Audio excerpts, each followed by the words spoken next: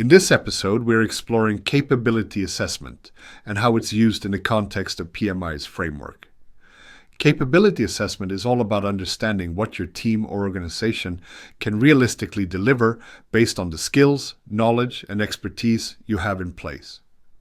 It's a crucial step in ensuring that the projects you take on are set up for success from the very start. So, what exactly is a capability assessment? It's essentially a process of evaluating whether your organization has the right skills and competencies to complete the projects in your portfolio. It's not just about numbers or availability, it's about the quality of your resources. For example, you might have plenty of people available for a new project, but if they don't have the technical expertise or the right kind of experience, the project is likely to face delays, issues, or even failure. PMI emphasizes that project success depends not only on having enough resources, but also on having the right capabilities in place. Now let's talk about how capability assessment is actually done. The first step is identifying the capabilities needed for each project. This means looking closely at the requirements of the project, what specific skills are necessary to get the job done.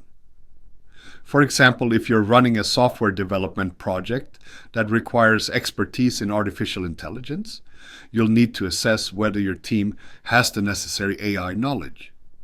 If the project involves working with large data sets, you'll want to make sure your team has data analysis and management capabilities.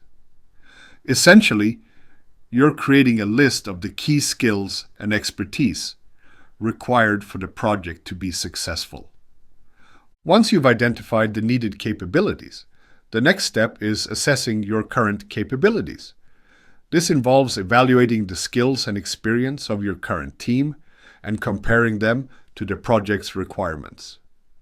PMI recommends conducting skills inventories where you gather data on your team's current expertise, certifications, and past project experience. This can be done through interviews, surveys, or by reviewing performance data. For example, you might discover that while your team has strong general software development skills, there's a gap when it comes to AI expertise. This is where the capability assessment really highlights any discrepancies between what's needed and what you currently have. Let's take an example from the healthcare industry. Suppose a hospital wants to implement a new electronic health records (EHR) system. A capability assessment would involve identifying the key skills needed: IT expertise, knowledge of healthcare regulations, data security, and system integration capabilities. After assessing the current team, the hospital might find that while their IT staff are proficient in system integration, they lack deep knowledge of healthcare, specific regulations, and security protocols. This capability gap would need to be addressed before the project could move forward smoothly. Once you've assessed your capabilities and identified any gaps, you move on to the next phase, which is filling those gaps. PMI suggests two primary methods for doing this. The first is training or upskilling your current team. For example, if your organization is lacking expertise in cybersecurity, you might invest in specialized training programs to get your staff up to speed. This can be a great long-term solution because it helps grow the talent within your organization and keeps your team engaged and motivated.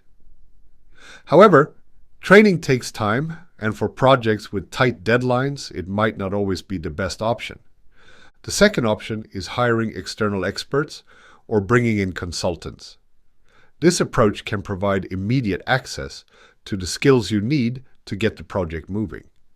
For instance, in our healthcare example, if the hospital doesn't have time to upskill its existing IT team on healthcare regulations, they could hire a consultant who specializes in that area.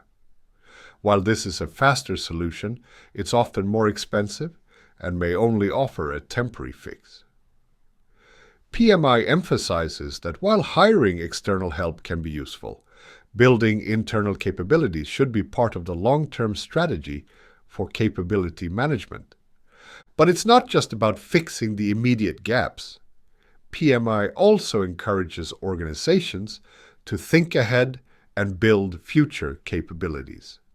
Capability assessments should be a continuous process, especially as industries and technologies evolve. You'll want to forecast what skills and competencies will be required in the future, based on where your organization is headed. For example, a manufacturing company transitioning to more automated processes might assess its current capabilities in robotics and automation. If there's a gap, they can start training their staff or bringing in new talent now, rather than waiting until it's too late. Finally, after identifying and addressing gaps, it's important to track progress and measure success. PMI recommends using metrics and analytics to evaluate whether your capability building efforts are paying off. For example, after conducting a capability assessment and offering training to your team, you can track how well they're applying those new skills in their projects. Are they completing tasks faster? Are there fewer errors? Has the overall quality of work improved? Regular reviews help ensure that the steps you're taking to build capability are actually leading to better project outcomes. To summarize, capability assessment is a critical tool for ensuring that your organization can deliver on the promises made by your portfolio. It starts with identifying what capabilities are needed, assessing your current team's skills, and addressing any gaps through training or external hires. It's not just a one-time process. Capability assessments should be ongoing to ensure your organization is prepared for the future. By taking this approach, you reduce the risks of project failure and increase the likelihood of delivering high-quality results.